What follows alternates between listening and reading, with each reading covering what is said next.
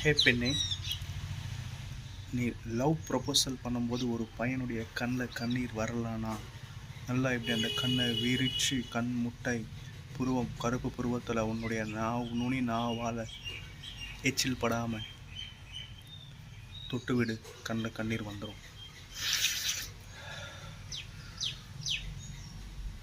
ஓகேவா? This is the way of love proposal.